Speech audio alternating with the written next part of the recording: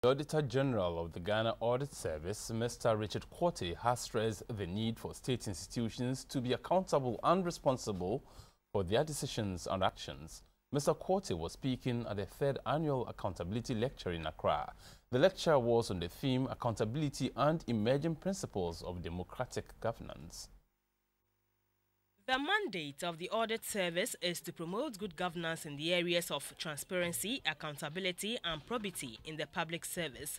During this year's annual lectures, the Audit Service discussed several issues relating to accountability and democratic governance. The Auditor General, Mr. Richard Quartey, said over 4,000 institutions are audited every year. The Auditor General is thus required by the Constitution to audit annually the public accounts of Ghana and of all public offices, including the courts, central and local government administrations, of the universities, public institutions, corporations and companies, or any body or organization established with public funds. In other words, the funds of the people or citizens. The chairman of Public Service, Madam Bridget Katriku.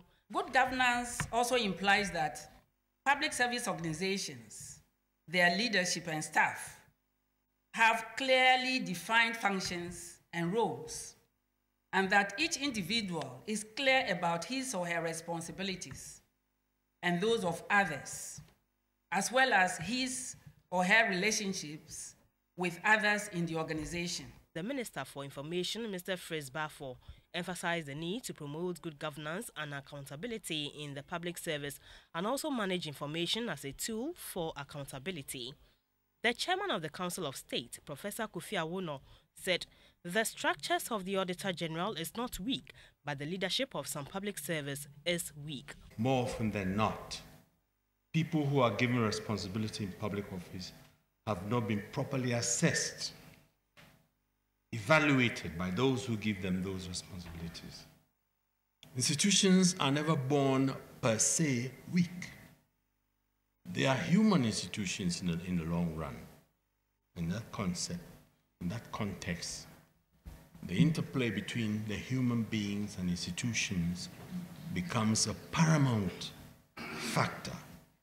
The necessity to mesh the two up so that a few people will say, no, I am given this job and I will do it, and damn all the consequences. I will do it to the best of my ability, upholding what I have referred to as the so-called moral imperatives.